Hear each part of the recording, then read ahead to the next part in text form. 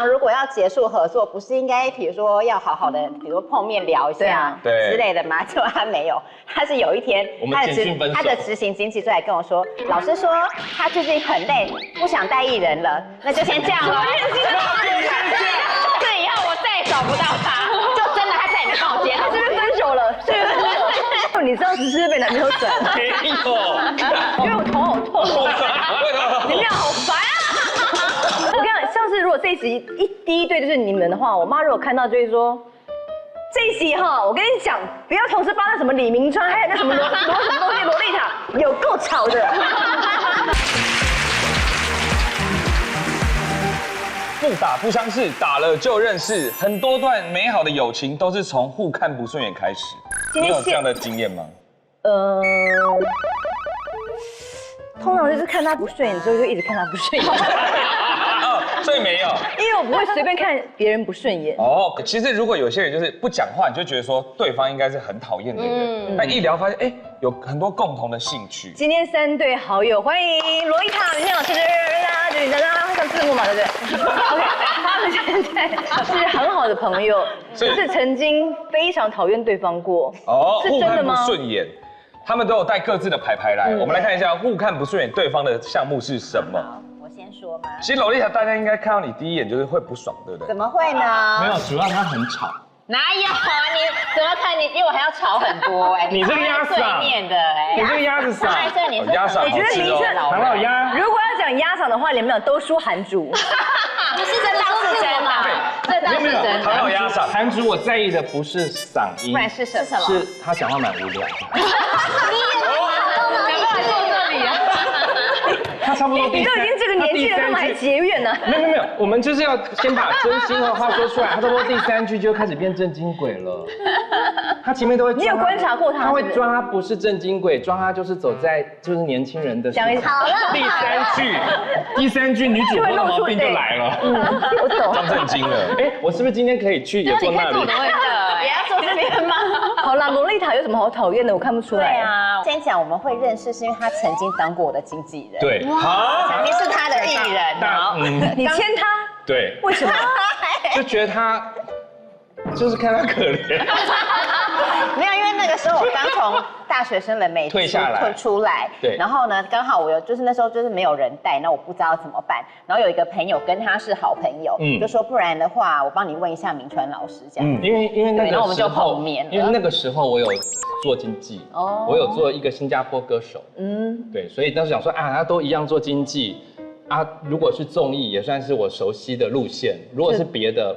我可能就没有那么熟，就好像可以这样。所以你就是一见面就立刻签下他吗？因为朋友来说他很可怜啊，就是可能工作会被欺负啊，然后在大学兵团里面年纪又最大，干你屁事啊！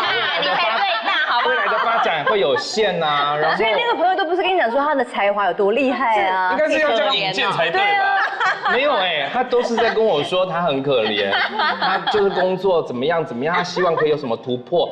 哆瑞咪发嗦拉西哆，我就听一听，我说好，那我试试看这样，然后我就接了这个个案这样子，然后一开始就是我先讲，因为他对工作，我们的工作的第一个就是让我很不爽的点，听起来很小，但对我，因为我骨子里可能跟刘涵竹一样是很震惊的人，所以我就是有点不爽。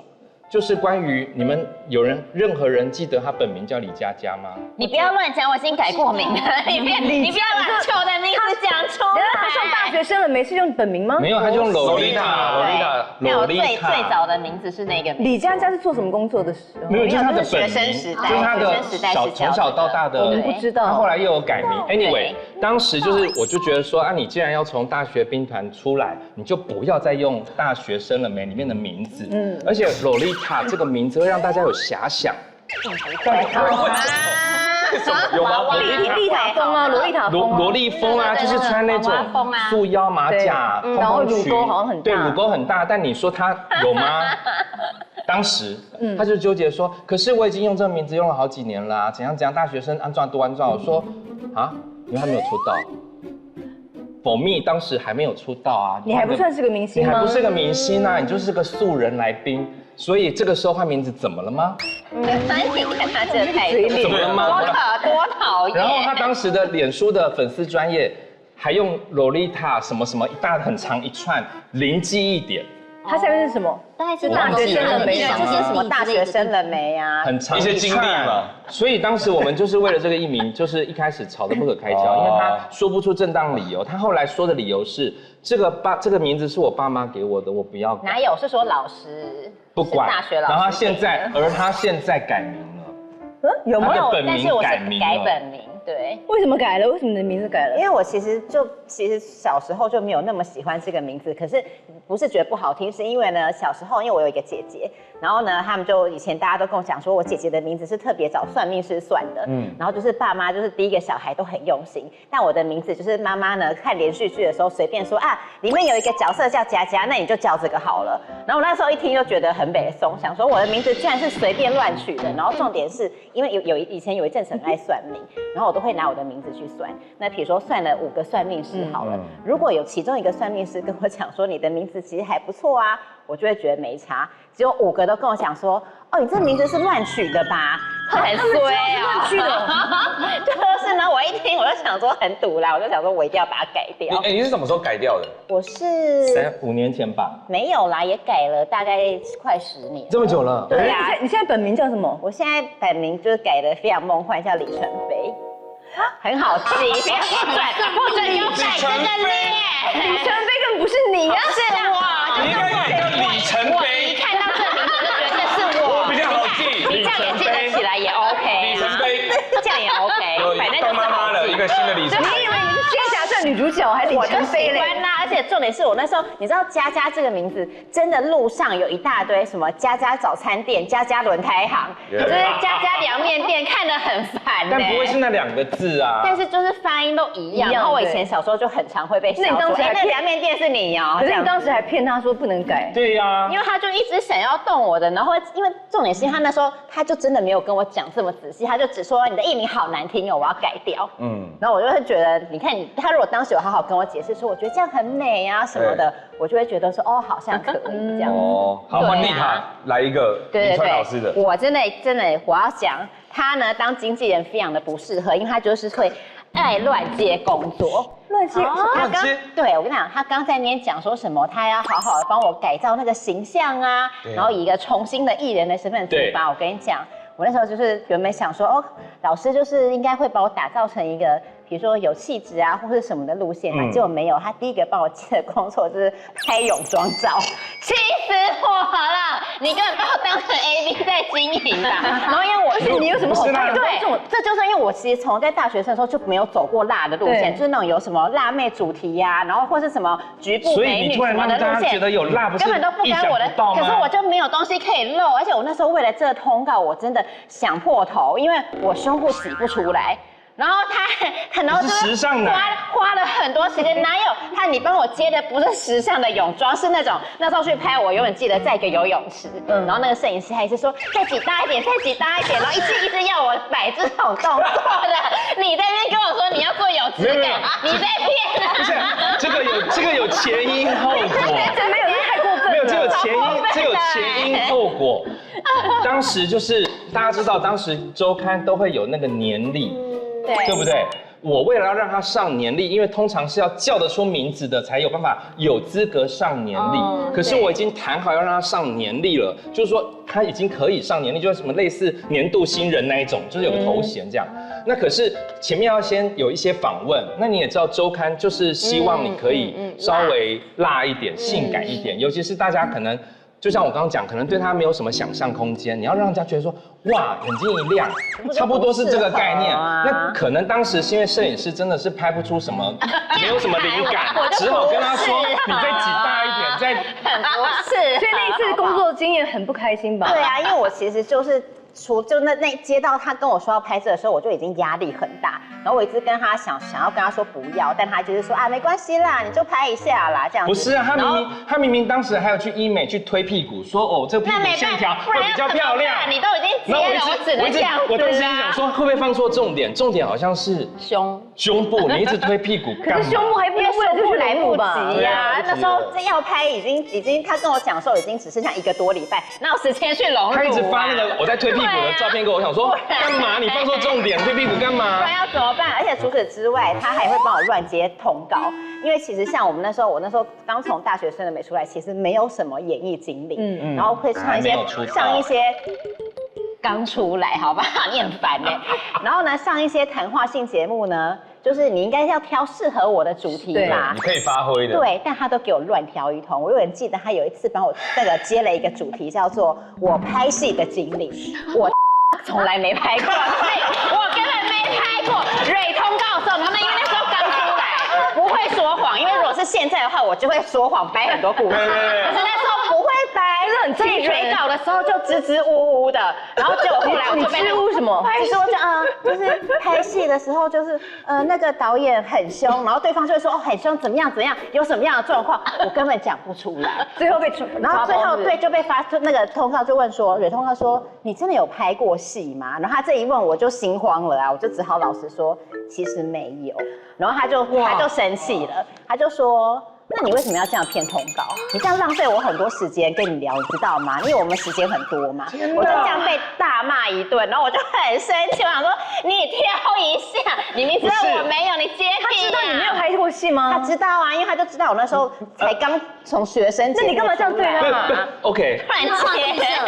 不是，故事是这样子的，我们要有两方说法。因为呢。对，因为他当时就是真的没有什么上通告的经验，那我们真的是有一种我的心态啦，就是说有机会来，我们都要把握。对不对？不能说谎啊！你听我讲完，老师，你听我说完。那他当时这个，我们就是他在蕊这个内容，在发这个通告，他就说有拍戏的经验。我说他可能没有什么经验，我是先带过去说他没有什么经验。他说没关系，有就好。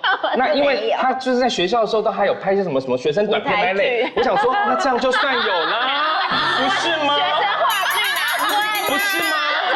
你是很差的经纪人。不是，重点来了，我必须讲来。我刚刚说的，他有意见都马后炮的原因是，事实上，因为当时我是经纪公司，等于是我是老板，我们其实有经纪人，就有执行经纪人。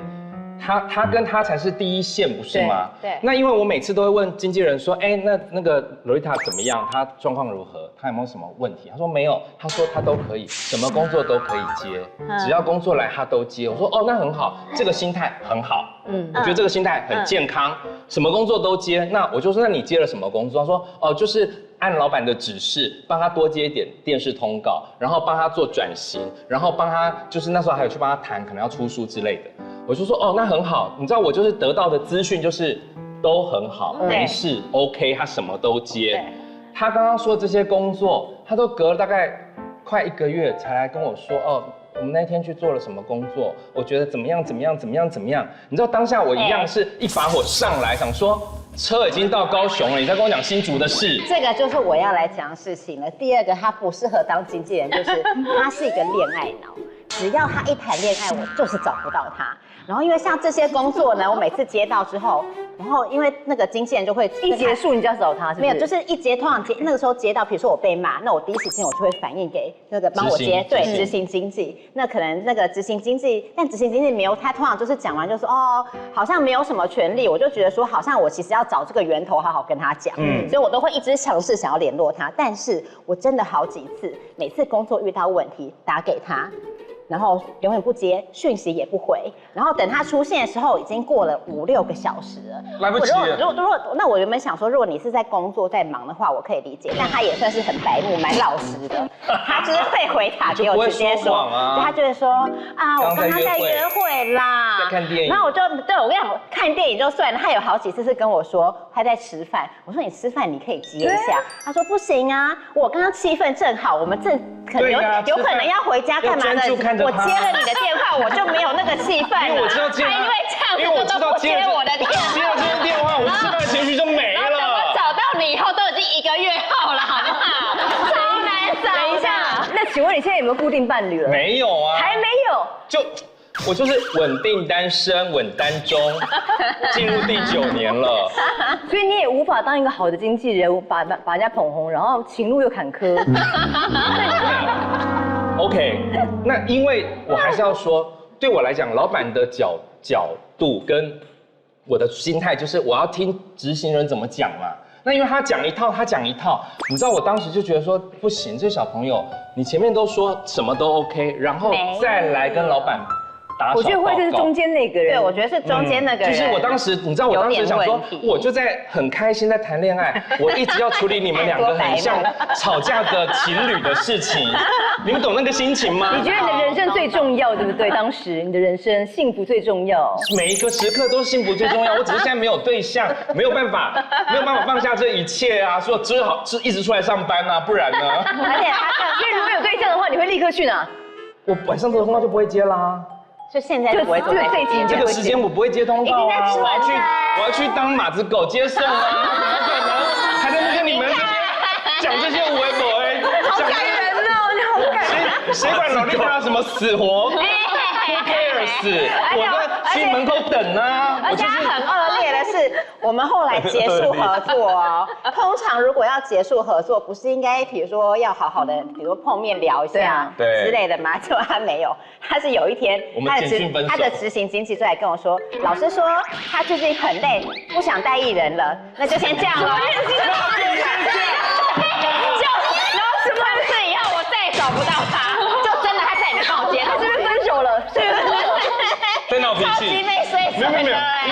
没有，我其实现在回头想，因为我当时真的蛮生气的。没有，你当时是被男朋友转？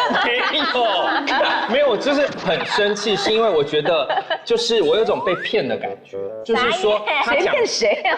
他说他什么都可以啊，他都配合啊。就第一，他就是一直来导小报告，我觉得对这件事情我没有办法接受，因为我觉得会告状的艺人是很可怕的，而且是一直告状。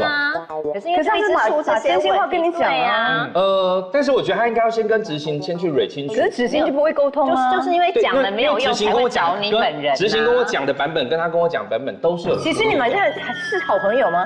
我们是好朋友。那时候其实那时候真的有不开心。那时候就因为我们其实一开始我是对这个人觉得他是可以交朋友的，后来就是因为可以交朋友，我才做了他经纪人。做了经纪人大概没有多久，我就会觉得这个人不行，而且我每一次因为每一次他跟我碰面，他都在抱怨。啊，因为就越不都找不到负能量太强，不一定是抱怨我们工作的事哦，抱怨所有 everything。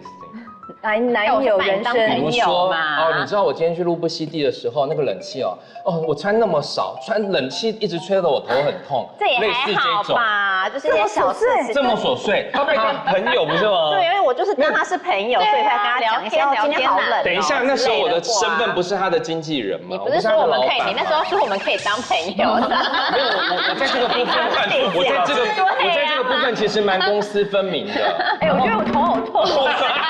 你们俩好烦啊！可不可以先听比较理智派的人讲话？你们俩，你还敢说他压嗓？你也是压嗓都饱了。我也是压嗓吗？你还好。傻眼。我跟你讲，像是如果这一集第一对就是你们的话，我妈如果看到就会说，这一集哈，我跟你讲，不要同时发那什么李明川，还有那什么罗什么东西，萝莉塔，有够吵的。你缺水吗？要维持自然裸妆感，水可不能随便溜走，一定要留住它。神经酰胺是我水的好朋友，饱满充盈，超好吸收，只要7天，让你重拾水样，成为水样机，绝世好美。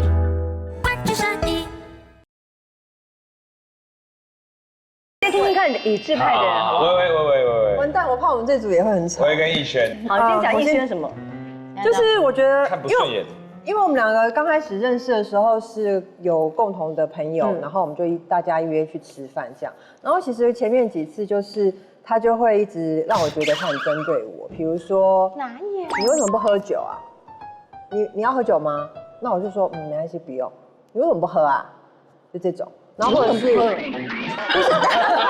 我也很好奇，你跟我讲，也有原因，一定有原因。聚会会。可是微微是你是喝酒的人吗？我是喝酒的人，可是我为什么那时候就比如说他们一群人叫我去，然后呢，我不能去，我就会说我不能去。那我如果去了之后，我比如说你约我的，我会说，我今天可能就只能吃饭，我晚上我不能去。那我会跟他讲原因，可是我没有跟可能其他8、9个人讲，那是因为我那时候我家有一只狗狗，它年纪比较大了，那我比如说10点一定要回家喂它吃药，对，那我不可能就是喝完酒再回去，我自己都不行了还喂它，那我就没有讲。那可是他呢，那时候就是从刚开始的只是说，你怎么不喝酒啊？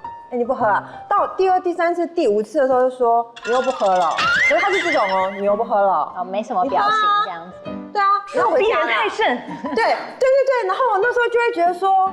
奇怪，我不喝怎么了？而且那时候你们还没熟到你需要把那事跟他讲，还没尴尬。对，然后我就想说，为什么？可能到第5、第6次之后，我就会说，我不喝，我就这样，我不喝。对，我等一下回家。哇！但是你要知道，你在不认识这个人之前，然后没有跟他深聊过之前，他没有表情是多机车的脸。真的。可是你一直逼人家喝酒也很机车。没有，刚开始其实我是为了友好，因为那时候我们是有共同朋友，然后所以介绍说我们都是喜欢吃的，然后说不然女生就一起出来吃饭这样子，然后就一票女生吃喝。那我怕他不融入，所以我就问他说，你要不要吃这个？他说刚开始就会这样很冷漠的这样，我不要。然后再来就是那你要不要喝酒？我不要。然后我觉得奇怪，所以第1条你知道吗？他就会一直自己，你会觉得他一直把自己当仙女坐在旁边。我懂，不融入我们，因为我们其他人都是疯婆子，然后就玩起来、吃起来、喝起来就很疯，然后他就一直这样默默坐在那边。他偶包有点重，对，你就会觉得你都已经出来了，你为什么还要这样子演个屁？通常。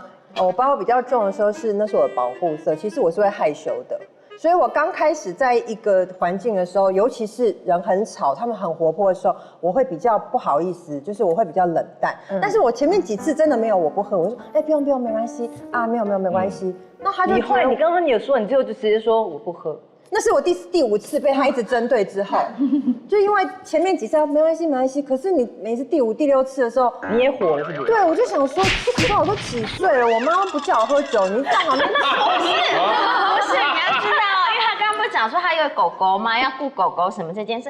我们群里都是爱狗人士、爱动物人士，然后有一些真的都是要赶回去，要去顾狗、顾猫，什么都有，包括我自己那个时候也是。那你就直讲啊，没有人会阻拦你，你知道吗？跟他不熟啊，然后我那时候也不想讲出说，比如说我狗狗的状况不好。你怕别人又开始询问，对不对？你家狗还好吗？怎么了？你家狗怎么了？对，那我就不想讲，我可能只有跟其中一个讲啊。可是他就一直在旁边，从刚开始可能比较友善，说你不喝啊，到后来是你又不喝了，什么，然后就考碎他。对，就种下了我们讨厌对方的因子，不太爽的。然后后来刚开始是这样很冷，像仙女，对不对？就已经够令人觉得很机车了。然后后来也是我不知道哪一次，就是也是一直问他说，你都不吃哦，因为他又挑食，然后他又会说，这个我不吃。我说你要不要吃生鱼片？我不吃生的。我要不要吃什么？他说我不吃什么，什么都不吃。等一下，就觉得很难相处。跟我讲，他们整群人每一个人都很疯。一个人就点2道菜，尤其他可能自己就点5道，我觉得大家可以 share， 整桌都是。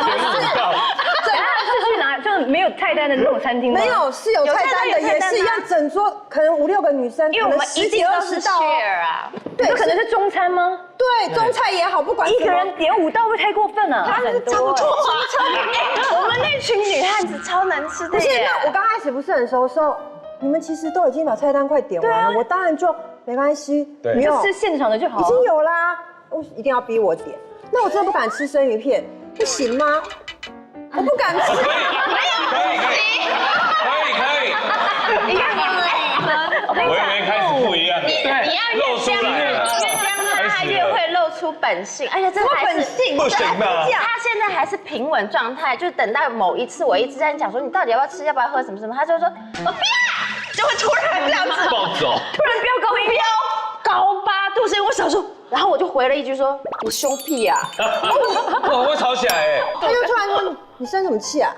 那我是说：“我没有生气啊。”但他脸有在生气，他脸有在生气，他脸是不是充满会吵起来哦。可是我都很稳定哦，我没有生气啊，就是有点可怕。对，因为你还说你说笑屁是不是？我说你凶屁呀！因为我又说你为什么突然声音这样飙高上去，真的很像在凶。所以那时候就吵起来了吗？没有吵，我就说，因为都还是有我们一票人都还是可以混过。凶屁啊！我就说我没有凶啊。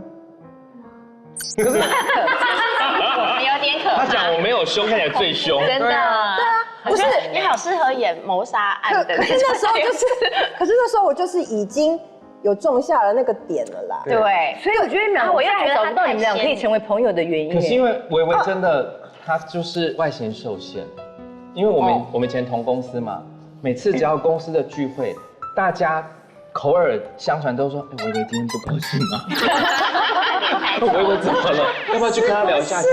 哎，维维怎么了？她就不是一个甜心型的女生呢。对，她就是我有试过哦，比如说我有试过说我们在一个不长，然后我就你好，结果传出去说好假，我干嘛就讲？对，因为他会，那我就做不到。那我平常其实只是没有反应而已，就是其实我心里很害怕，或我很紧张没表现出来。对，然后因为他平常很吵嘛，然后就后来有一次我们就上节目，因为我们就一起，然后那个节目就是全场的观众，全场的来宾都是单身，然后呢就有人就讲到说，谁他去拜了什么月老，就马上就2个人就都脱单了，这样，他就超大声说好啊，我们也去，我们整团都去吧，那我就好，结果就被拉了一个群组，就是月老团，对，好，我就被拉进去了。那其实里面就只有我一个人最不熟，我只认识他。对，好，结果呢，弄半天，什么调时间干嘛？那因为另外的人他就是要去，就是也好像很积极这样，到最后。就确定他突然说，我那天不能哦，不能去了，那你们去啊？对呀，你跟一群不熟的人去，我后来拜月老，因为我如果像他，我就会说，那不好意思，我也不去了，因为他常常都会讲，叫了半天，叫那么大声，都说他要去，最后他说他不去，就我就自己跟那个人去台南。台南，他跟一个不熟的人真的然后见面的时候真的很尴尬，本来其实就已经，你为什么会去啊？我们好像还好，我们还好。对啊，不是因为很恶劣，真的。你们能想象那个群组里头一定会有那种七嘴八舌的讲，不是我知道有人去帮忙叫车，有人问什么高铁票，有人问包车钱，有人问怎么样，然后后来他们反正就是好像类似像下台南，但是是当天来回，然后你就想包车当天来回累不累？好累啊！他说要去，对啊，大家起哄，我就觉得 OK 啊，起哄。然后因为又说有人，你看好凶，而且李维维根本就不会是做这种事的人呢。对呀，就我还去那边高铁说起哄，好尬哦。对，你是跟谁一起去？我要跟某个制作人。你当下有没有很想杀他？其实他说他不去的时候，我就觉得，就像今天也是啊。干嘛？今天他跟我们约吃饭5点。昨天约的。昨天约，然后我就好。怎么样？什么弄到什么5点就去那个地方，他3点半说我不去了。这样很这不行，听为什么？这不行，这是朋友吗？听为什么？你最好原因是很有道理的。非常之有道理，因为我说我前几天都在感冒，但昨天已经好很多。但是昨天在半夜的时候，我又觉得有点不舒服，然后我想说我吃药起来再看状况，起来看状况之后，我就觉得那个鼻塞还是不是很好，为了避免怕说跟他们吃饭会被他骂或被他嫌，我就说那我不去了。到3点，我连流感来这边录影，真的，这是工作，确诊我也来这边录影，我也可以来录影，我也可以来工作，但是我怕说跟他们用餐会那个。他现在就跟我都不怕传染。对啊，你哪有？我一到的时候，所以你现在还在感冒当中？没，我在感冒没有，我一到的时候，你又长跳蚤又感冒，又是跳蚤又是流感的，你是 B 流还是 A 流啊？我一来的时候他就跟我说你什么病？你什么病？我说我神经病啊。没有，你有没有去验是 A 流还是 B 流？我每天都验呐。哦，你的甜蜜，我觉得可以发行。很香，我爱不释手。不要你的承诺，不要你的永远，画龙点睛，恰到好处。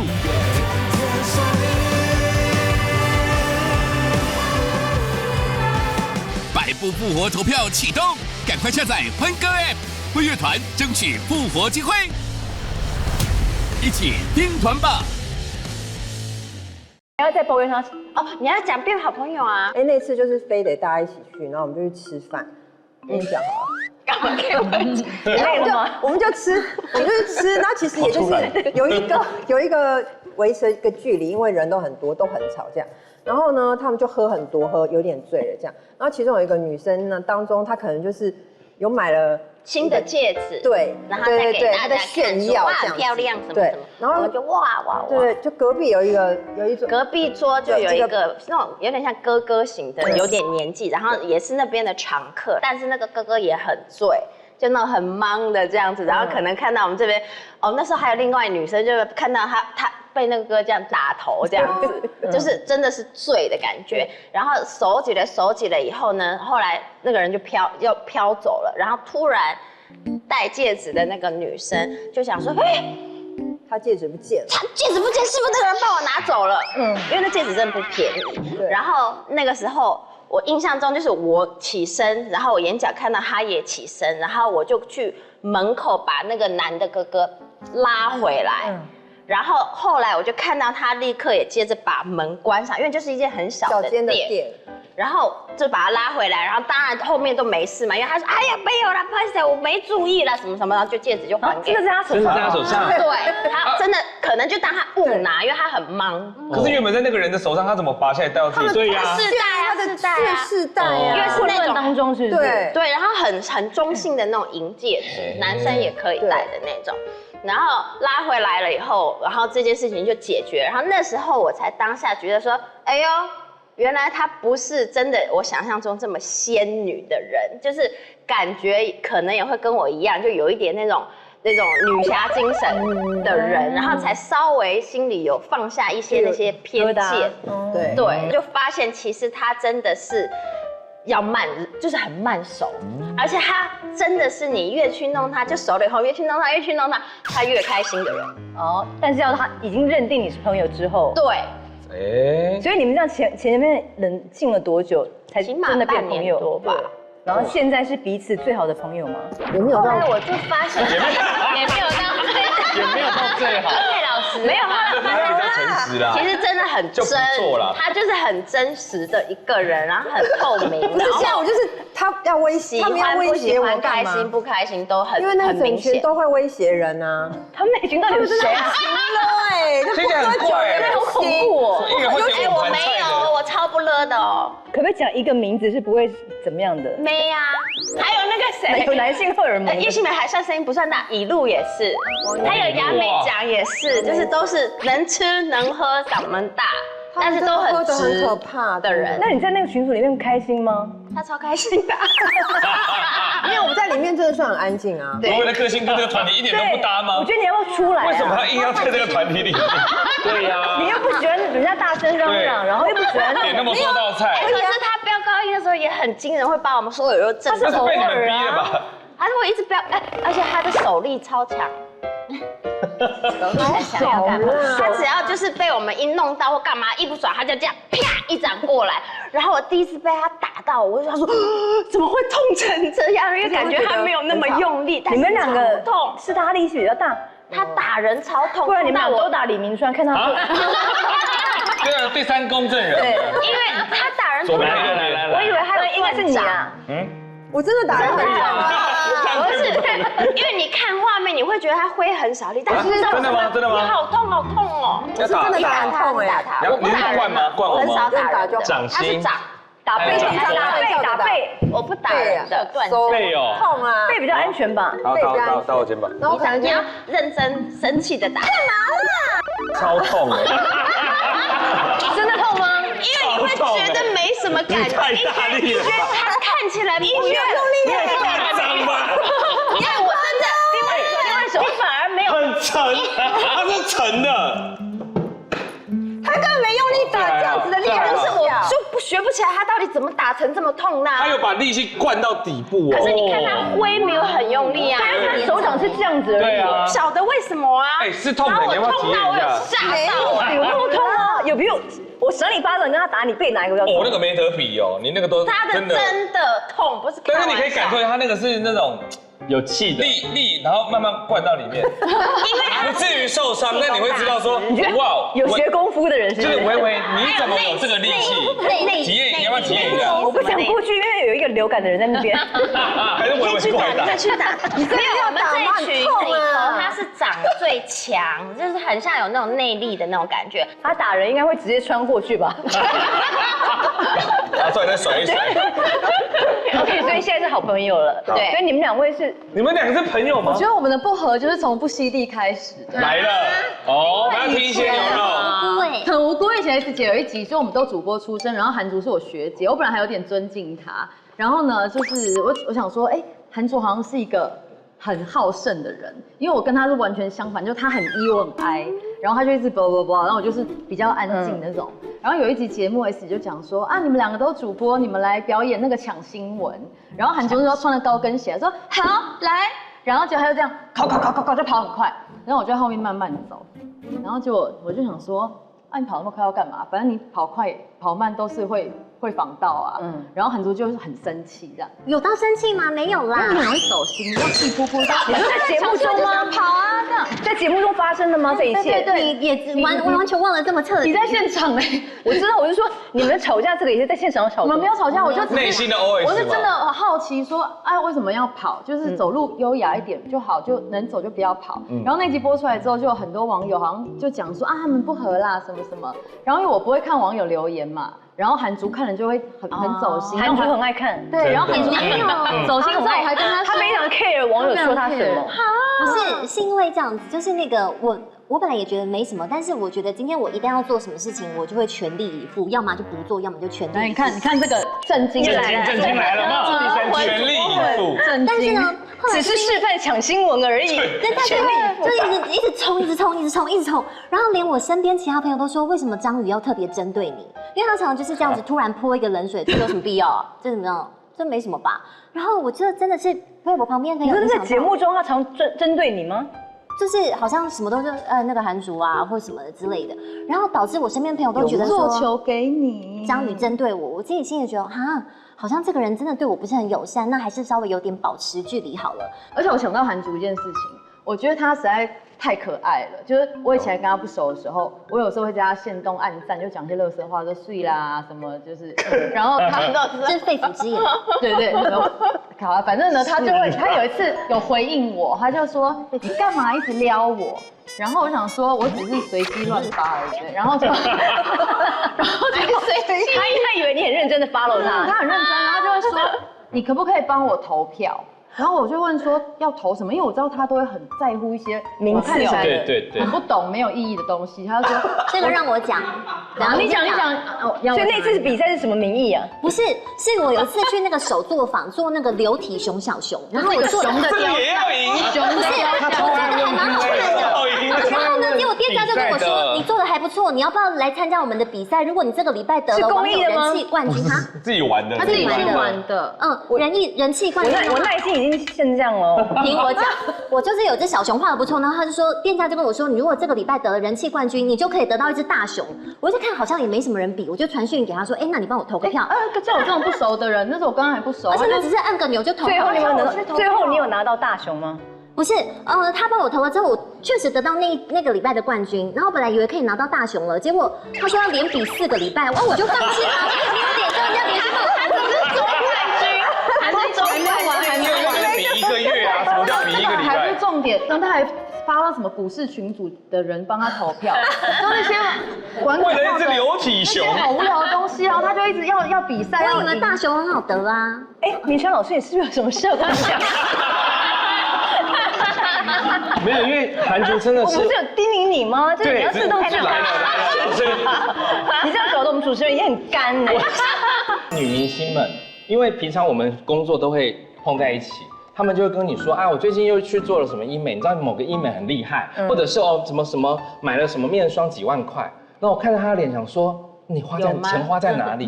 我怎么看不出来？那我就会忍不住用办案的心情问说，那你这个前面还用了什么？他就说没有啊，我就是因为我平常就只有擦隔离霜，我就洗脸，我就不卸妆了。我想说我去做医美，我不卸妆了，类似这些。我想说你们这些玩名不灵的女子，为什么都不好好对付自己的皮肤？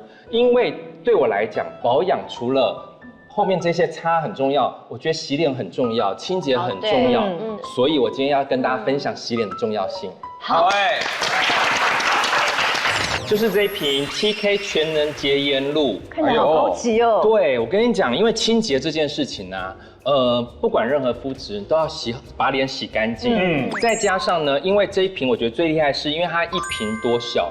包括比如说像我们知道需要保湿，需要亮白，需要抗皱，需要舒敏感的肌肤，现在大家很多人嘛。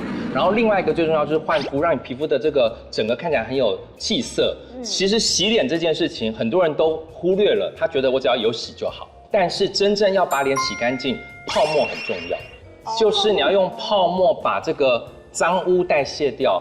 但很多人他都是只是猛力在那里搓，其实是蛮没有意义的。那我现在是把妆都卸掉，我们先来看一下，我现在是完全素颜的情况之下，好白嫩哦。我们的保湿状况，是你皮肤很好哎。哦，平常不是都有在保养，不嘞？不能夸呢，夸了还被凶。哎呦，看好了吗？来，好，这是 before， 多少？保湿40。还不错，还可以，40蛮高的。最近还稍微差了一点，因为最近都睡不太好。那接着下来呢，我就要讲的就是洗脸。刚刚讲泡沫化很重要，对不对？那因为这一瓶呢，这个全能洁颜露里面它有这个顶级的氨基酸。那氨基酸其实大家都知道，它对于我们舒缓我们的肌肤是很好的作用。但是在现在清洁，我基本上没有氨基酸我是不用。因为它的这个所谓温和的洗净是很重要的，对。但氨基酸有个缺点，如果里面是氨基酸的话，就是泡泡比较少。所以我为什么要搭配像这个？它是一组的，它搭配了一个起泡网，就是用这个起泡网把泡沫做出来。那一般我们就是在家里你自己洗脸的时候，就是用这个起泡网，先稍微弄一点点水，帮我一下，来，怎么样？帮我打开，挤在这里，直接挤上去。对，挤在我们的这个起泡网上面，这样子，对。接下来，大家一起来打泡，就是这样子。老师把泡泡弄出来，干嘛？我是说泡沫啊。老师，你要带他去啦。你看，是真的玩笑吧？接着下来，你看我手上已经都是泡沫，对不对？是，很多绵密的泡沫，好细哦。最重要是要绵密，对，你不要以为这样点点泡沫我可以洗脸吗？我告诉你，就是用这些泡沫。好像很绵，好。这样就可以全脸，可以啊，全脸啊，你看。然后用泡沫，你看侧边，我是用泡沫再把我的脸上的脏污洗掉，所以手的那个力道是很轻的，很轻，非常非常的轻。然后里面的酵母精华，然后还有这个羊肉素里面的这个羊乳的萃取。然后接着下来，我再用水稍微，哇，难怪它看起来都没有毛孔哎。对啊，婴儿的皮肤吧，好白嫩的水煮蛋。哇，哎呦，好舒服。老师，你是刚出生的婴儿吧？这太夸张了。他长相也不是的。班杰明，就是洗完脸那种，你知道。肌肤在呼吸的，真的很嫩哎，水水的，然后你可以摸摸，气色很好，可以吗？可以。老师，你怎么会没有毛孔啊？而且最重要的是你洗完的那种舒服的感觉，我觉得舒服的感觉、透气的感觉很重要。然后一洗完，我再来测一次保湿给大家看。洗完这么干净不会干涩吗？这个就是好问题，因为一般来讲，现在水是62，哇，你是22，刚40，现在62。我已经洗完脸了，你知道一般人洗完脸是可能会干涩，对啊，会觉得脸扭扭。但是这一款我觉得最厉害是你洗完它的那种舒适度、保湿度。我必须讲，我有时候洗完脸，然后如果突然手机讯息来，我会忘记擦保养品。就是已经舒服了，因为你已经舒服到你会忘记我原来没有擦保养品。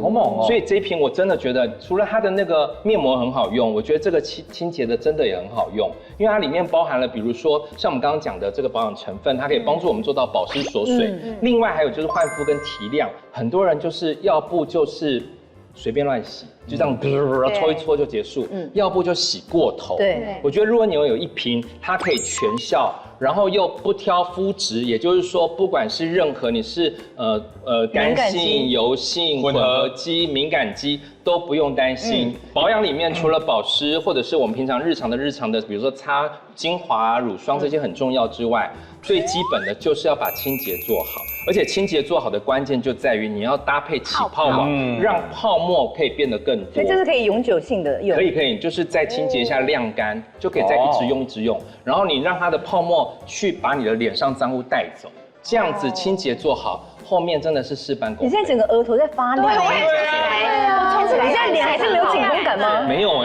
很舒服，很舒服，太厉害了，真的很舒服，也不崩，不崩，完全不崩，然后保水度还提升，而且感觉好像变白因为洗完脸本来就会，可是我确实觉得这一款它真的很厉害，是像我自己就是洗完脸之后再搭配杨洛素的全系列商品，因为我其实刚开始看到它出这个洁颜露的时候，我有吓到，想说哇，你的产品线越来越完善，新的，但它里面一样有这个杨洛素里面的羊乳萃取，所以它的功效就是在前面先帮你做好一个基础的打底。我真心就跟大家分享，很棒的分享，棒了，谢谢老师。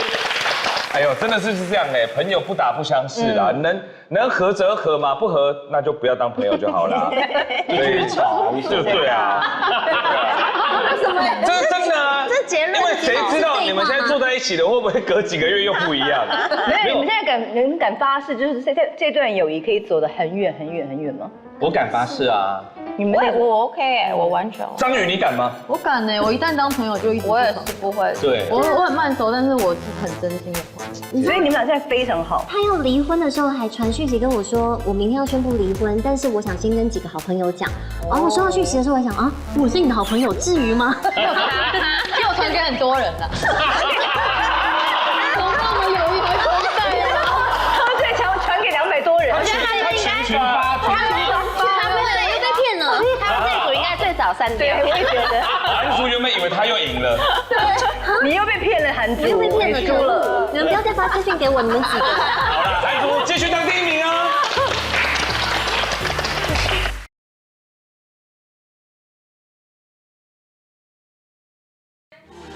什么都聊，什么都不奇怪。哇，这句话好老派。快来订阅小姐不吸地，记得分享、按赞，还有开启小铃铛哦。小铃铛是我要讲，开启小铃铛哦。